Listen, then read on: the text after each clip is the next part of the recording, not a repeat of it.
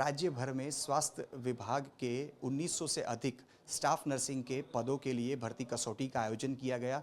Gujarat technological university की तरफ से जब इसकी आंसर की जारी कर दी गई उसके बाद से विवाद शुरू हो चुका है। हमारे साथ कुछ कैंडिडेट्स मौजूद हैं। ये वो कैंडिडेट्स हैं जिन्होंने गुजरात के अलग अलग हिस्सों में स्टाफ नर्सिंग की परीक्षा दी थी और परीक्षा देने के बाद अब आवेदन देने के लिए GTU में पहुंचे हुए हैं।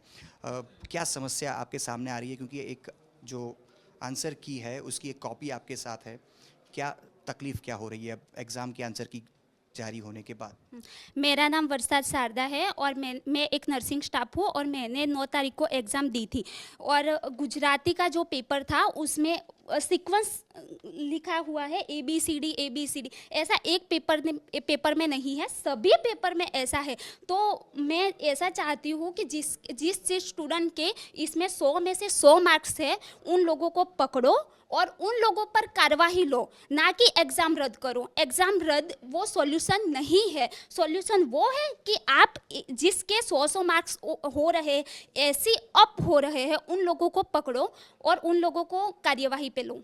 आपकी क्या मांग है? एक आवेदन पत्र भी आप देने के लिए GTU में पहुंचे हैं, क्या डिमांड आपकी? क्या ये एग्ज़ाम ही कैंसिल होनी चाहिए? नहीं, एग्ज़ाम कैंसिल नहीं होनी चाहिए। इसके ऊपर पहले कार्यवाही करनी चाहिए। जिन लोगों के ज़्यादा मार्क है 18+ उनके पेपर चेक करने चाहिए, आंसर शीट, और कार्यवाही करनी चाहिए उन पर। अगर किसी ने समझदारी से ही 100 में से 100 मार्क अगर हासिल कर लिए हैं, अगर वो किसी प्रकार के किसी गड़बड़ी में शामिल नहीं है, तो ऐसे केस में भी आप क्या चाहते हैं कि उसका परिणाम रद्द हो जाए? नहीं सर, ऐसा परिणाम रद्द नहीं होना चाहिए। पेपर पर आंसर की चेक करके उन पर कार्यवाही करनी चाहिए। और आप क्या मांग करेंगे? क्या ये परीक्षा रद्द हो जानी चाहिए या कार्यवाही, और किस प्रकार की कार्यवाही की उम्मीद है आपको? सर मैं तो चाहूँगा कि एग्ज़ाम रद्द हो, फिर से जो जो कैंडिडेट तैयारी करके फिर से भी पास हो सकते हैं। जो रियल में है ना, जो एग्ज़ाम मेहनत करके मार्क्स लाते हैं ना, वो फिर से भी पास हो सकते हैं एग्ज़ाम देके। अभी इसमें से कौन कैसे पकड़ेंगे कौन सही है कौन गलत? आपकी क्या मांग है? क्योंकि जिन लोगों से हम बात कर रहे हैं, कुछ कह रहे हैं कि आप कार्यवाही करो, लेकिन कार्यवाही उन पर करो जिनके 100 में से 100 मार्क आ रहे हैं। कुछ युवक कह रहे हैं कि आप एग्ज़ाम ही रद्द कर दो। आपकी क्या मांग? सर, जो ने एग्ज़ाम दी है जिस लोगों ने, उसमें 100 में से 100 मार्क्स सभी लोगों को तो नहीं होंगे। जिसके 100 मार्क मेहनत से आए होंगे और उस पे कार्यवाही होगी तो उसमें कुछ भी गड़बड़ होगी तो उस पकड़ा जाएगा। नहीं, जिसने मेहनत नहीं की होगी उसमें बताया गया होगा कि डायरेक्टली कि आप ABCD सीक्वेंस, सभी ABCD सीक्वेंस करो। उसमें ऐसा नहीं हो सकता कि जिसने तैयारी की है वो लोग तो अपनी मेहनत से आगे आ जाएंगे, पर जिसने नहीं की वो भी आ सकते हैं इसमें। आप क्या चाहते हैं? क्योंकि जिस प्रकार से लोग कह रहे हैं कि ये एग्ज़ाम का आयोजन फिर से होना भी चाहिए, लेकिन आप कह रहे हैं कि जिनका 100 में से 100 मार्क हैं उन पर कार्यवाही हो। कैसे कार्यवाही इस पे हो पाएगी? क्योंकि अगर किसी ने अपने मेहनत से ही 100 में से हासिल किए हैं तो कैसे उनको पकड़ा जाएगा कि उन्होंने गड़बड़ी नहीं की है? सब लोग बोलते हैं गुजरात महान है, गुजरात की ये टेक्नोलॉजी है, वो टेक्नोलॉजी है। तो इसमें थोड़ी थोड़ी टेक्नोलॉजी दिखा दो ना, उसमें दिखा दो, थोड़ा तो यूज़ कर लो वो टेक्नोलॉजी को। वो बोलना नहीं है, यूज़ करना भी तो है। तो वो यूज़ करो और पकड़ो उन लोगों को कि जिन्होंने 100 में से 100 ये इन सब में मिले हुए हैं, उन लोगों को पकड़ो ना। तो ये सारे वो कैंडिडेट्स हैं जिन्होंने स्टाफ नर्सिंग की परीक्षा गुजरात के अलग अलग ज़िलों में दी है, और अब जब आंसर की जारी होने के बाद ABCD फॉर्मेट के मुताबिक ही जवाब सामने आ रहे हैं, उसके बाद से कई सारे कैंडिडेट्स ऐसे हैं कि जो कि जांच की मांग कर रहे हैं। कुछ कैंडिडेट्स ऐसे भी हैं जो कि परीक्षा कैंसिल करके फिर से परीक्षा आयोजन करने की मांग कर रहे हैं। गुजरात टेक्नोलॉजिकल यूनिवर्सिटी के रजिस्ट्रार KN खैर जी हमारे साथ मौजूद है, उन्हीं से बात करेंगे। सर, स्टाफ नर्सिंग की जो एग्ज़ाम ली गई 1900 से ज़्यादा पद पर, कितने विद्यार्थियों ने एग्ज़ाम दी थी और किस प्रकार से आगे कार्यवाही की जा रही है?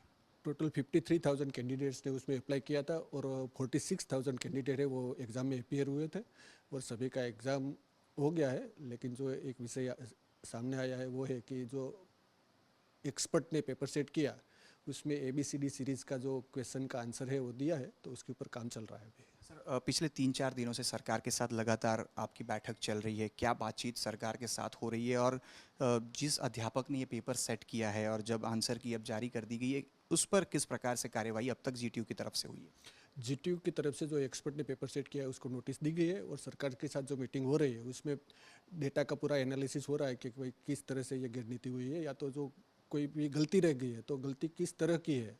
और अपेरेंटली अभी कुछ सामने नहीं आ रहा है, लेकिन हम लोग तपास में है, और जो कुछ भी रिजल्ट आएंगे वो हम लोग उसके मुताबिक गवर्नमेंट निर्णय करेगी। सर, आपकी तरफ से क्या कोई रिपोर्ट सरकार को अब तक सौंपी गई है? क्योंकि जिस प्रकार से बातें सामने आ रही है, आप पिछले 3-4 दिन से कार्यवाही जरूर कर रहे हैं, लेकिन कार्यवाही कहाँ तक पहुंची? क्या कोई रिपोर्ट सौंपी गई? रिपोर्ट नहीं, पर डेटा हम लोग ने दिया है कि कितने, कौन सा स्टूडेंट ने कौन सा रिप्लाई दिया था, कौन सा पेपर में कौन सा आंसर था, वो सब डेटा 46,000 कैंडिडेट का हम लोग ने गवर्नमेंट को दे दिया है।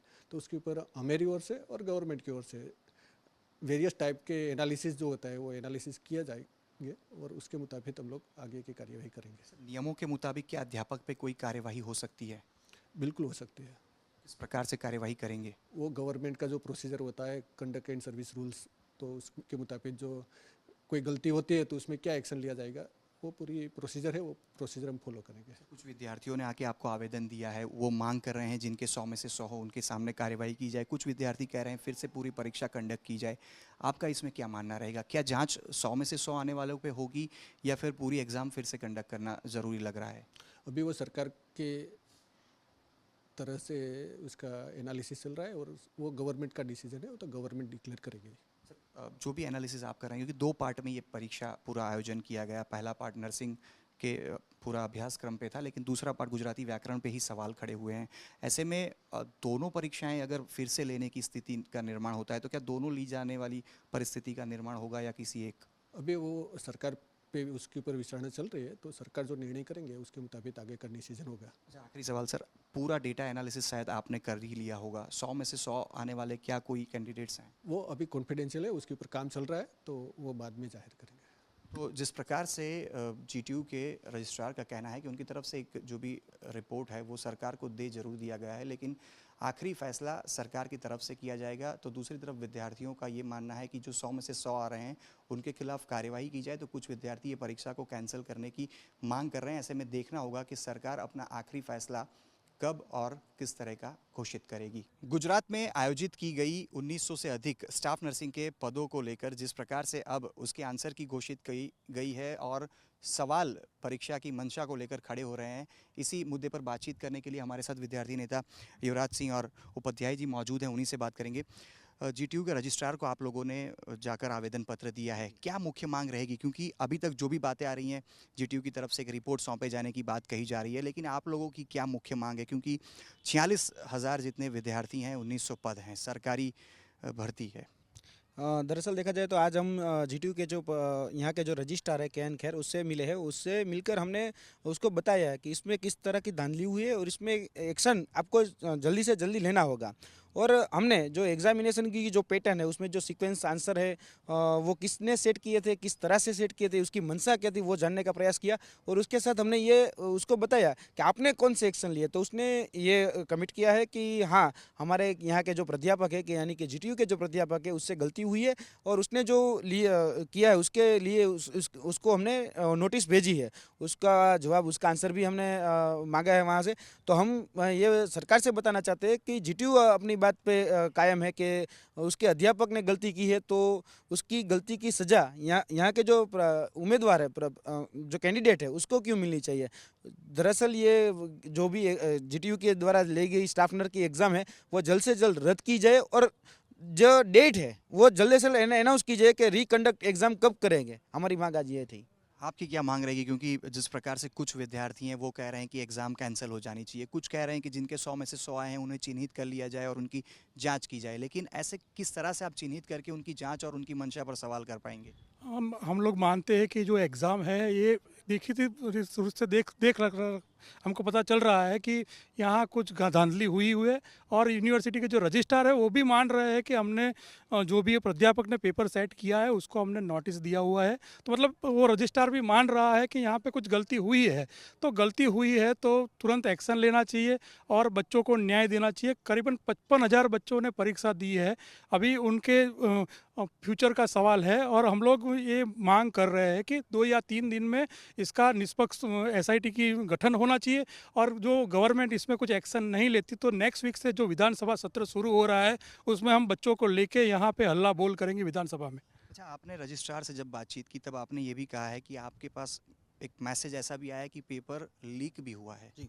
हाँ, हमने दरअसल जो जो स्टूडेंट हैं जो जो अपनी तैयारी करते हैं ईमानदारी से करते हैं उसके तरफ से हमें इन्फॉर्मेशन मिली थी कि यहाँ के जो सौराष्ट्र का जो बोटाद शहर है, बोटाद तहसील है, वहाँ पे बोटाद तहसील में ये पेपर लीक हुआ था। और पेपर लीक में कई बच्चों ने ये पेपर लीक से ये पेपर खरीदा गया था। तो ऐसी इन्फॉर्मेशन हमें मिली थी। ये इन्फॉर्मेशन भी हमने दी है कि इस पर जाँच होनी चाहिए। जो भी हो, हमें नहीं पता ये सही है या गलत है, लेकिन हम उसमें इन्वेस्टिगेशन भी नहीं कर सकते। मैं स्टूडेंट लीडर हूँ तो मैं इन्वेस्टिगेशन नहीं कर सकता। ये इन्फॉर्मेशन हमारे पास आई है तो उसमें सही और गलत क्या है उसमें आप तपास कीजिए, उसमें जो इंक्वायरी करनी है वो इंक्वायरी कीजिए और जो भी सच हो वो सच सामने लाइए। तो जीटीयू की तरफ से जो एग्ज़ाम स्टाफ नर्स की ली गई उसके लिए पेपर तैयार किया गया था, आंसर की जारी की गई थी। इसलिए तमाम जो विद्यार्थी हैं वो फ़िलहाल जीटीयू से न्याय की गुहार लगा रहे हैं, सरकार से न्याय की गुहार लगा रहे हैं कि किसी भी कैंडिडेट्स के साथ गलत और अन्याय नहीं होना चाहिए।